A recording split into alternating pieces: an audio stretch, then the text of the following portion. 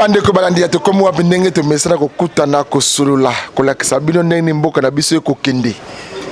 na ko pesa longonya na bande ko na biso baza ko na minembo prophétie ya pasteur Ekofo Ekokisami bozwa na bino ata ko biso batata to ko récupérer eteni moko ba na biso ba na biso ba ko récupérer minembo ya ngwana to za wapi mwana professeur Ekokisami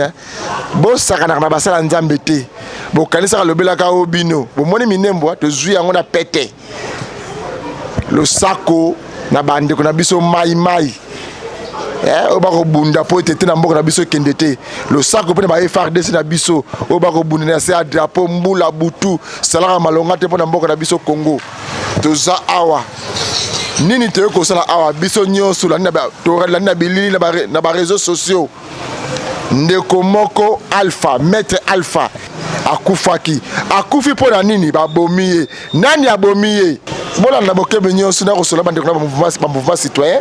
na moni bande ko ba bunda po na mboka Congo ba baza politicien te ba bunda ka batelemela o nyoso za ya mabe ya mboka na biso Congo bolanda lisolo to ko sola masolo ya assassinat ya moko ya bango ndeko na biso Alpha maître ya baro ya Kishasa Gombe bona na bokebe nyoso mbote ndeko nanga mbote kombo nani Peter Chimbalanga mbote ndeko nanga mbote mona mboka Kiko kombo nani ndeko kombo na ngai Delorme Mposhi le coordonnateur du mouvement citoyen mona mboka mbote ndeko mbote monsieur le journaliste kombo na ngai eza mwana mboka Migulu Kufi OK mbote ndeko nanga mbote ndeko journaliste malamu me kaka sangwa mawa biso toza nango ngai kombo na ngai ndeko Benoît Muchipai grand frère ya Moei. OK merci bandeko to kele malembe mbote ndeko journaliste yo kombo nga kombo na nga Terry Chimanga ya mouvement citoyen IJRC. OK mbote ndeko ouais mbote tata bongo yo kombo nani ndeko kombo Gustavo Francisco Kasongo coordonnateur ya mouvement citoyen peuple Likonzi oyo ndeko Alpha azalaki comme deuxième vice-coordonnatrice chargée à question juridique na genre. OK bon na bana ne pas na yo ndeko Alpha azalaki nani et puis bandeko sala musala nini et puis wapi nini kweli ndeko Alpha ndeko Alpha azali d'abord maître avocate na baro ya Kinshasa Gombe ndenge otiolo bango mais comme azalaki passionné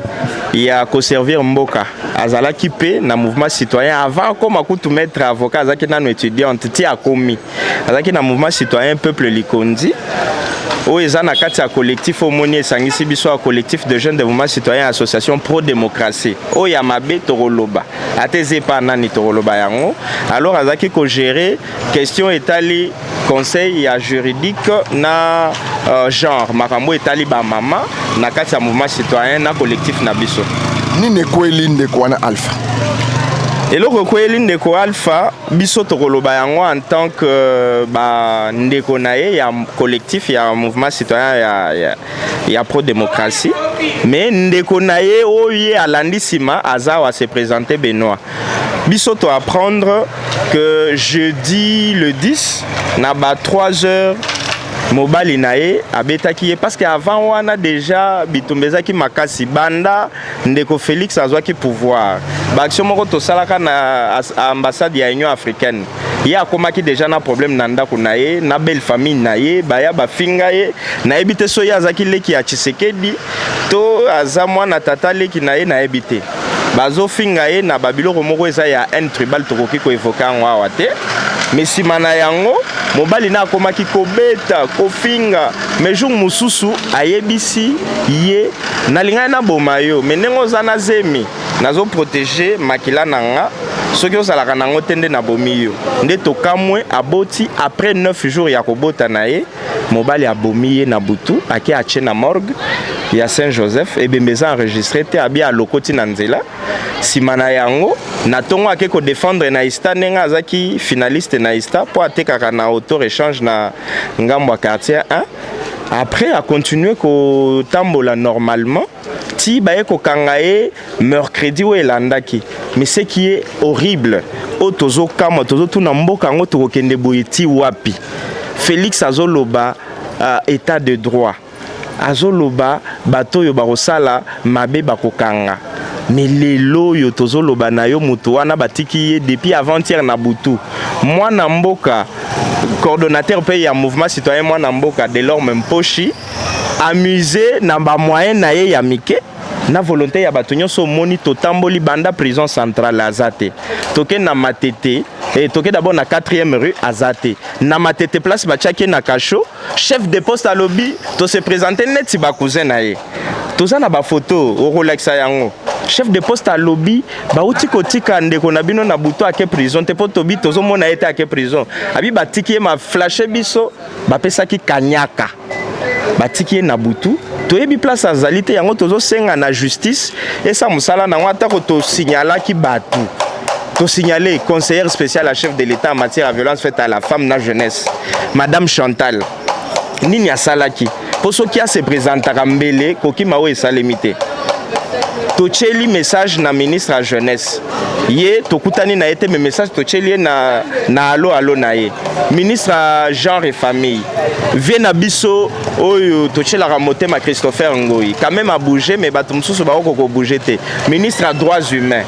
donc ministre à justice azawape nakoki kosilisa nyonso te mutu na mutu ayebi mwanda mwa mambo eleki ya wandeko. OK, merci bandeko boyoki bongo musala oyo to kosala bino lelo ndeko akufi mutu oyo akende kotika ebimene na morgue mobali na ye makosi ka lokotie na nzela ndenge ndeko akoloba ke yende mutabomiye bolanda na bokebi nyonso omoni mboka na biso Kongo yo na ebizo tozokele nango wapi ndeko mbote ndeko journaliste yo ndeko Alpha Panaza nani alandinga na sima donc azaleki nanga même père même mère alandinga na sima ngam na tikele libele ko yebisa biso nanu ndeko Alpha kufune ba circonstance nini lekaki po ndeko Alpha kufa lelo. Bon, autaki kobota le premier ya octobre awa na hôpital Bobila na Ngaba. Alors yena mobali na ye baza kofutela na avenue Luchacha na Lemba. Alors il s'est fait que pendant que ye aza na maternité na Bobila mobali na ye aye kozwa ndako mususu na sima ya église de la résurrection na Lemba côté Temps Riche. Alors tango ndeko nanga abimi na maternité mbala moko mobali na ye yebisi ke non nani aya na ndako côté bazaki te aleka directement na nouvelle adresse akei kuna bavandi baza bapaya na kati ya lupangu bayebani nanu na bavoisin te. Vous imaginez mutu auti kota na lupangu, il y a pas encore des relations vraiment étroites na ba colocataire. Alors ngai grand frère na ye nakendaki kotala ye te mais mwasi na ngai na baleki na nga mususu baza kokende otala ye de temps en temps bazo aider na kosala ndenge baloba kosala wale komemele mwana tout. Alors tokomi na le 9 mercredi le 9 mwasi na ngai na baleki na mususu pe bakendaki kuna basali ba provision basombi ba masangu et autres batikali wana ti ba 18h bazongi na ndako tokomi na ba 2h du matin. Eliezer Mbambu de komba mobali na ye abengi mwasi na nga ayebisi ke non ndeko na bino akwei a perdre connaissance. Ndeko Eliezer Mbambu nda bengi mwasi na yo abengi mwasi na ngai na téléphone na ye mwasi na ngai yebisi alobi comme autaki kobota na Bobila et que biso tozaki wana il n'y avait aucun problème aucun signe kazaki maladie et koki kozala peut-être ba effet ya omoni soki mwasi auti kobota tout moi ba bilo mususu yaka après mais maye na Bobila comme ça tokutana kuna parce que jour wana biso tozonga kinda kute comme mwasi nanga alongwaki epa na ye na mois retard tolalaki nga nalali epa bakoko na avenue Masasu numéro 48 na Ngaba mwasi nanga lali epa na biso na numéro 40 na avenue Kwamutu numéro 137 kaka na Ngaba wana. Alors aibisi abi comme ça comme epa na biso na Bobila eza pembeni comme ça yakana ye na Bobila comme ça biso tokutana kuna ou soit soki omoni ke non ezali penza gravité zela toluka nani moto ata mutuka to rejoindre yo kuna d'accord akati téléphone le temps moi sinanga na cousin nangai comme on est Sami Kapena bazoluka nani moto na butuana, ça fait une affaire de 30 minutes. Bakeiti et pas inaye na sure na nani na kan rishuana. Tant bakomi na ndaku bakuti ni mwasi ni ye mobali bakuti bangote bakuti kaka mwana na bango ya liboso parce que abota mwana moko avant babala na petite sœur. Mwana ngo azadia na ba 8 ans déjà. Mwana yebisi bango alobi papa na mama bakeye na hôpital. Bakeye na hôpital nani eloko ni salemaki parce que il y a des antécédents là-dessus. Avant tokoma na point oyo. Bon, toyebi baswana na bango asi alali sa libanda à plusieurs reprises, ba voisin ba yeko bondela ye, ba biloko ebele. Donc climat ezara penza bien te. Et d'ailleurs, nani petite sœur Kutu, il y a une fois amenasa ki Kutu comme atina niveau ba famille, tout ça pour na ko harmoniser makambo yango. Alors, nde nani mwasi nanga atuni mwana abi mais bakeye na hôpital eloko nini salemi avant bakende. Mwana lobi na ebite papa yaki na butu to sitolalaki déjà et maman na yoki bazo solola na maman na salon après ko solola babandi ko soana après avoir ko soana quelques minutes papa abimi apesinga torche abi soki ku biso tokena maman na hôpital soki courant et kati osalela torche soki molili eye nde babimi bakeye nde cousin nanga Sami azui téléphone aye abengi Eliezer ayebisi oh non nazali na morgue ya hôpital Saint-Joseph nazo remplir ba formalité pour na kokotisa Alpha na morgue akufi. En tout cas donc ça s'est passé dans un écart de maximum 40 minutes. Cousin nanga na alongwe alandi bango ti na morgue. Tango akomi na morgue akuti bangote akuti kaka ba Jean balalaka na butu na morgue wana bayebisi ba bike no nani bayekotikela biso ebembe moko boye mutu mwasi kombo na ye Alphonsine Makolo Nyama Abu mobali mo boye mutu ayekotikela biso ye alobi bayebani na ye akuti akufi na avenue Massasu numéro 48 na Ngaba alors que na avenue Massasu wana nde et pas bakoko na biso. Alors bango famille ya mobali bazali na avenue Massasu numéro 60 bakoko na biso bazali na sur la même avenue mais na numéro 48. Nde cousin nanga ayeko benga madame a informé que non bon nani nakuti Eliezer te ngai nazongi ndako ndeko alobi na tango to lo baboyi mobali ya maître Alpha avocat baro ya Gombe aza wapi mobali il fallait qu'il na meka kozonga sima mwa ndambo avant na répondre na mutuna na yo uti kotuna ngai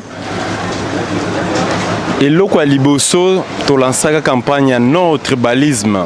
ezali tolansaka ngonga oyo bautaka ko publier résultat tomoni ete bikolo ekabwanaka RDC ekomaka bakongo bangala bayanzi bangotu bato bandundu bakomi na kana bango baluba na kana bango baswahili na kana bango tolansaka campagne wana bien sûr que ezalaka na makoki ya cotisation ya baactiviste ya mwana mboka basponsor na mutu moko te acontribua mpona na voyage na biso tu tokendaka bandundu mutu moko te atindaka mwa 1 franc na ye mpona kosoutenir eloko wana yango oyo ezongeli lelo vike na makoki na biso epermettraki biso te ezwa biso pendant 1 mois mpona koprêcher nini wana bien sûr bandeko mosusu bayokaka yango bamonaka yango lokola ezalaki nango kaka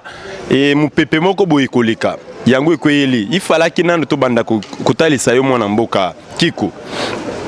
eloko ya liboso mobali azali muyanzi mwasi aza muluba bikolo mibale tango bapublie résultat mwana mboka to comme mowei uti kotika biso Francine azali activiste ya peuple likonzi à tout moment tobandaki ko partager na ye Tant que lance campagne wana ya ko expliquer biso mais tala ka difficulté na zanango et coïncida kanini na butu tant ba publier Félix Tshisekedi du président de la République moi si abandi ko sepela mobali alobia voilà donc yo votaka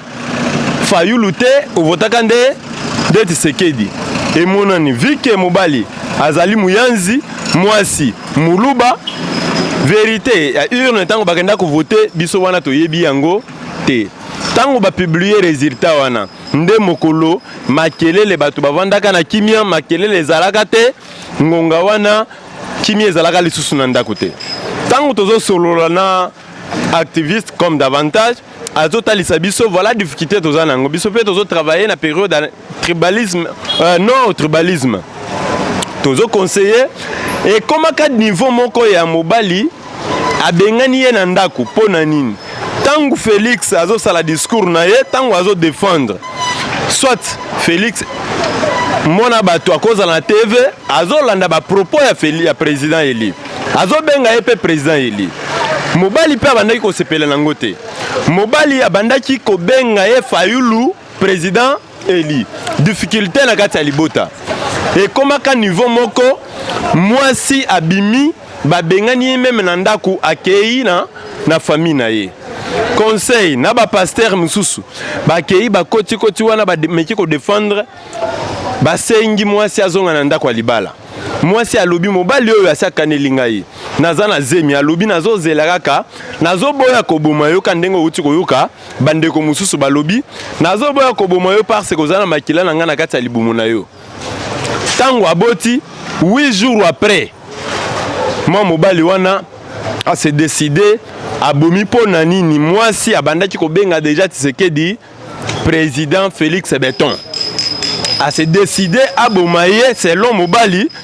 président ezali Fayulu il fallait que tango bakendaki maponami ba voter mwasi a voté Fayulu tango ba publier résultat bakuti ete mwana mboka Félix mutu alongi bitumba wana il ne fallait qu'il pas mwasi asepela il fallait que mwasi akende ko appuyer idée ya mobali wana azali muyanzi il fallait que mwasi vike muluba abala muyanzi il fallait qu'il adhérer na idée ya mobali wana voilà lelo et si quand de konabiso accueilli c'est-à-dire en d'autres termes de konabiso activiste militante ya peuple likonzi akufi azali victime ya pouvoir ya Félix. OK, ndeko wana siko azawapi. Oh ya sali makambo wana ndeko Eliezer Mbambu azawapi. Na minute tozolo banabino. Ya ona zo chité na wana. Magistrat azali muyanzi. Muto abomi azali muyanzi. Bazalaki obligé bakimisa ndeko wana. Baye ko utiliser moment mie mike bakimisi ndeko. Tango tozolo banabino awa azali na boloko te. Parce que bakosaki biso azali na makala tokei na makala azate tozongi na limité azalte tokei na matete to se présenter nga na lati casque ya ndeko ya mobali na lobi ngai nazali ndeko ya mobali boyebo na yeli biloko akolia tango na yeli na sombaki monguba bitabe pe ezalaki wana na memike na yeli biloko akolia bandimi kopesa version ya solo balobi na nga te ndeko na yo to liberaki ye banda lobi tozolo bana yo to pesa ki condition za la lisusu na Congo te tozolo bana bino akoki kozala na ye soit na Congo Brazza soit na Angola alors dans 48 heures bakopesa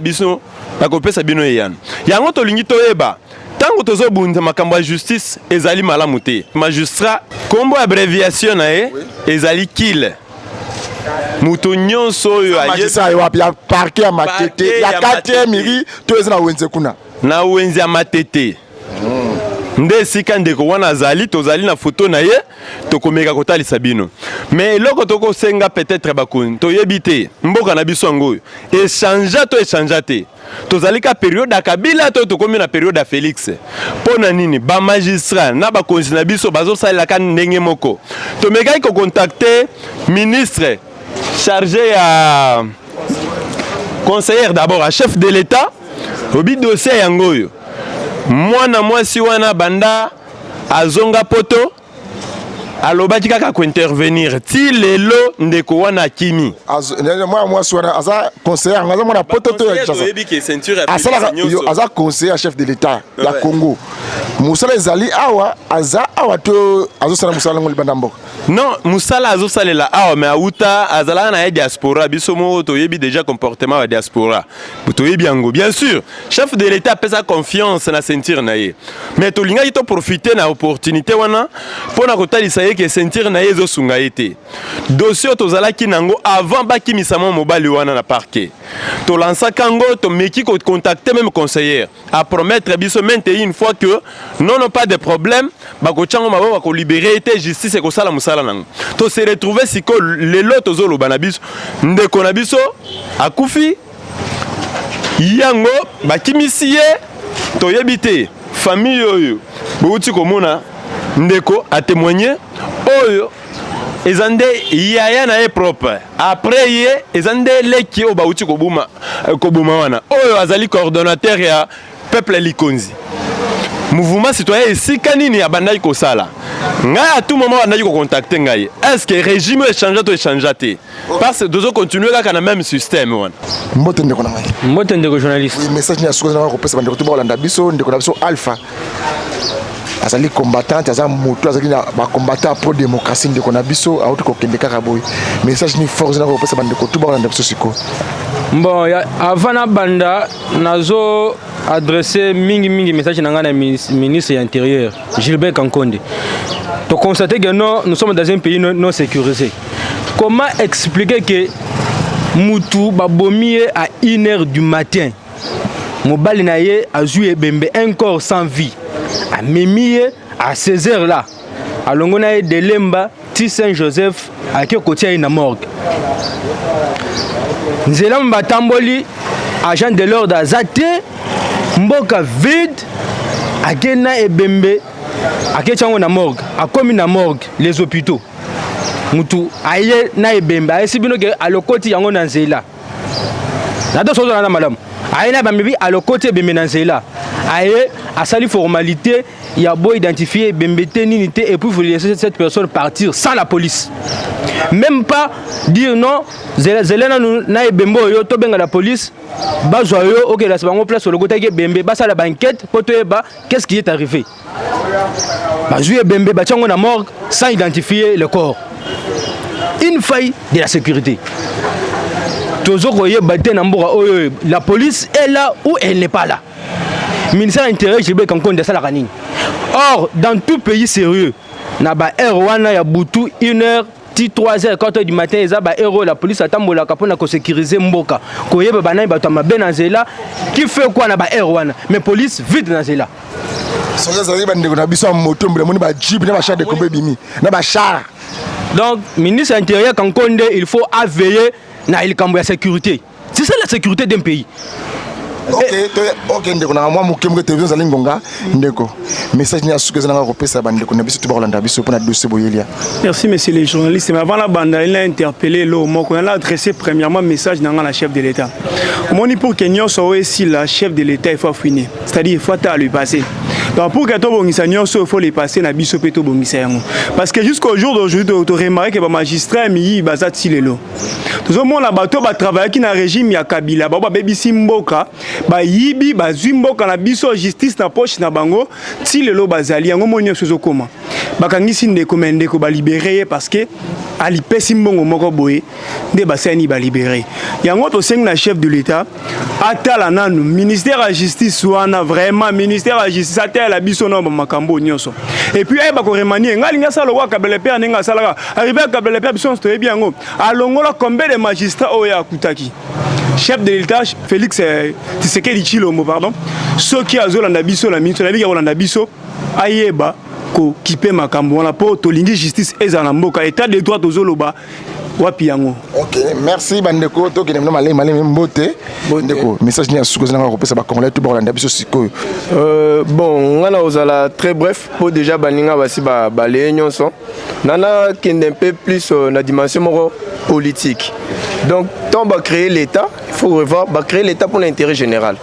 mais soko yoki mamunyo so baninga balobi ba meme bembe bake nango jusqu'à là même ba ministre misusu entre autres ministre ya genre et famille Laetitia Kabamba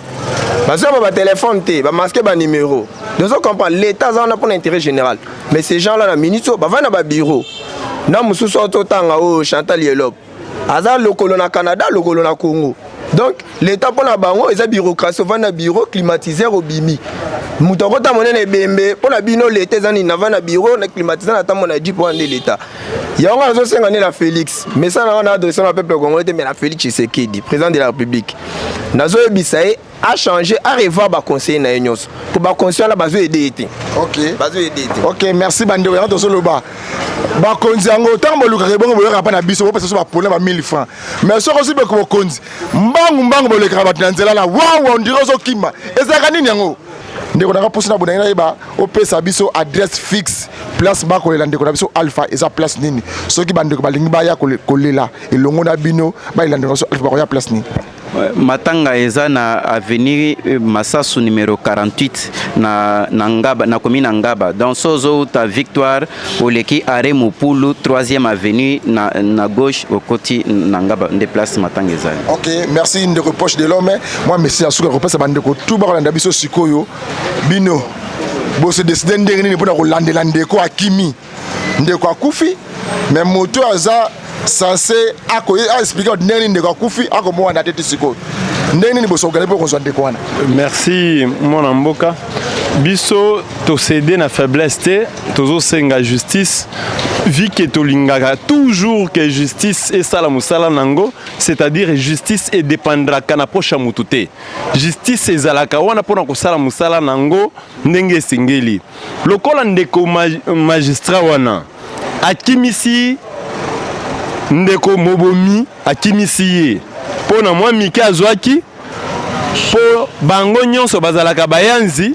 tozo talisa bakonzi ete balandela dossier wana dans 48 heures. Après 48 heures, baactiviste nyonso na bandeko nyonso bakondima po ete justice wana esengeli babanda tozo bandana na matete tokotelemela bango ti na suka. Voilà message na biso ya suka o tozalaki na. OK, ndeko président ya ndeko message na suka na repesa ba congolais tout ba kolanda bino bandeka mouvement citoyen ndeko na bino ki bobundaki mingi pour pouvoir le laisser en place beaucoup fait mingi lelo oyo ndeko Félix Antoine Tshilombo Tshisekedi président de la République ndeko na bino moka ki karaboy justice nyamunyam message na suka repesa ba konti tout ba kolanda biso siko biso tokanisaki ke makambo ya koboma baactiviste esili malgré major kare na yebisaka biso tokosilisa bino ntango kabila akei tokanisaki esili mais lelo victime ya liboso ya pouvoir ya Félix oyo balingi batiela ye na maboko eza Alpha Nyamabu yango tozosenga pon activiste wana kaka te en tant qu'activiste mais en tant que mwasi atiki mwana ya 9 jours lelo aza na 23 jours. Donc, il faut justice et salema. Mais na Congo, yo vraiment, na bato ba vota ki biso to sala la campagne ya Mutute. Toza vraiment touché na comportement ya honorable Eliezer Tambwe Mposhi. Vraiment la main sur le cœur, tozo pesaye, merci beaucoup. Pour na espace wa pesi biso ofele a futeli biso na transport ya koyawa. Parce qu'azo compatir na biso. Ba police mususu eza so komi bocha carburant. Mais major Faustin Numbi na échangeur a aidé biso banda na minuit ya jour wana. Ti mikolonyo so yo mutuka carburante et loroté. Tozo pesa merci na ba activiste nyonso oyo bazana biso oyo pe ba ozala na biso. Ndenge mwana mboka uti koloba. Toza na numéro ya dossier awa. C'est ça numéro? Numéro en dossier ça RMP bar 69 94 bar pro comme PRO 23 bar 019 bar KIL comme kill. Donc yomoko omoni photo ya ndeko oyo magistrat wana. Mambutolobaki yango yo campagne to lansaka opération épervier. Remaniement na kolongola ba conseil nyonso Félix Tshisekedi président de la République azana bango acha bato ba yebi mboka ozocha muto a gérer ba jeune aza jeune te ayebi Congo te ayebi Kinshasa te osa musala ndenge nini. OK. Merci bandeko balandi atokomu wapi makambu ba activiste ba uti kolobawa ngade na lobby nga za journaliste na poser ma question et engager bango o amoni kaza na version contraire ya o ba activiste ba lobby kende ko na biso wana Eliezer Mbamwa bomaki te alokota ki ndeko na nzela yaka pe ko pesa tikaka ko benga na téléphone be intimidation toza ta be intimidation te boyoki bandeko ndenge baleli effectivement pasi komona ndeko na biso amwa satiki mwana ya 9 jours baleli na kombo ya présidence de la république baleli na kombo ya ministre baleli na kombo ba conseiller et ko sala pasi mingi bosunga biso bokote na vision ya mwana mboka Félix Antoine Tshilombo Tshisekedi pour te décanter ba situation ko ezonga lisusu te ba o balanda biso na nzela to sengi bien nyonsu bolanda biso lisusu tika ete kimi ya nzambe ezala mabote na bino nde tukote mokoma lopi